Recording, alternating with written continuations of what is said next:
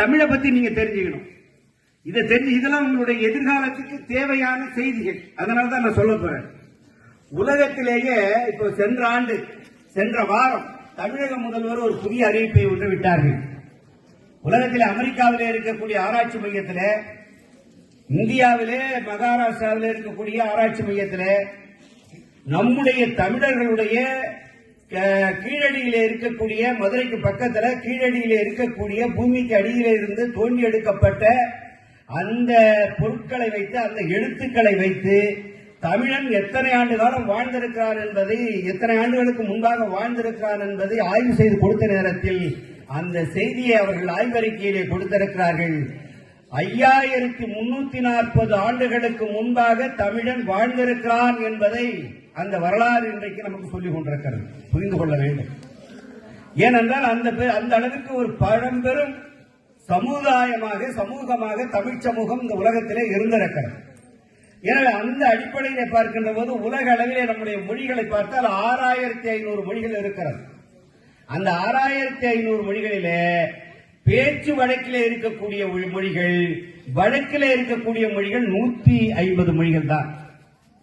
இந்த 150 மொழிகளிலே இலக்கியம் சார்ந்த மொழிகள் எத்தனை குடும்பங்களை சார்ந்த மொழிகள் என்று சொன்னால் 6 குடும்பங்களை சார்ந்த மொழி குடும்பங்கள் தான் உலகத்திலேயே இருந்திருக்கிறது. இந்த 6 மொழி குடும்பங்களிலே எது என்று சொன்னால் தமிழ் மொழி, கிரேக்க மொழி, லத்தீன் மொழி, அரேபிய மொழி, ஐரோப்பிய மொழி, சீன மொழி, சமஸ்கிருத மொழி. இந்த 6 மொழி குடும்பங்கள் தான் இருந்திருக்கிறது. இந்த 6 மொழி குடும்பங்களில் இந்தியாவிலே எந்தெந்த மொழிகள் இருந்திருக்கிறது என்று சொன்னால் தமிழ் மொழி குடும்பம் இருந்திருக்கிறது, இந்திய ஐரோப்பிய மொழிகள் இருந்திருக்கிறது, திபெத்திய பர்மிய மொழிகள் இருந்திருக்கிறது, இந்திய ஆரிய மொழிகள் இருந்திருக்கிறது. இந்த இந்திய ஆரிய மொழிகள், திபெத்திய மொழிகள் இவைகளெல்லாம் வட இந்தியாவிலே இருந்திருக்கிறது. தென்னிந்தியாவிலே இருந்தது தமிழ் மொழி குடும்பங்கள். இந்த தமிழ் மொழிதான் இதற்கு பெருமொழியாக, தாய்மொழியாக இருந்திருக்கிறது. இதிலே இருந்து பிறந்ததுதான் பக்கத்தில் இருக்கக்கூடிய கன்னட மொழியாக இருந்தாலும், தெலுங்கு மொழியாக இருந்தாலும், துளு மொழியாக இருந்தாலும், மலையாள மொழியாக இருந்தாலும் தமிழிலே இருந்து பிறந்த மொழிகள் தான் என்பது நமக்கு ஒரு வரலாற்று பெருமை. எனவே இந்த மூத்த மொழியாக இருக்கக்கூடிய இந்த தமிழ் மொழியானது இலங்கையிலே இருக்கிறது, மலேசியாவிலே இன்றைக்கு ஆட்சி மொழியாக இருந்து கொண்டிருக்கிறது, அதே போல சிங்கப்பூரிலே இருந்து கொண்டிருக்கிறது. 200 நாடுகளிலே நம்முடைய தமிழர்கள் வாழ்ந்து கொண்டிருக்கிறார்கள். 12 நாடுகளிலே தமிழ் மொழியை ஆட்சி மொழியாக அறிவிக்க வேண்டும் என்கின்ற ஒரு நிலையை உருவாக்கி கொண்டிருக்கிறார்கள்.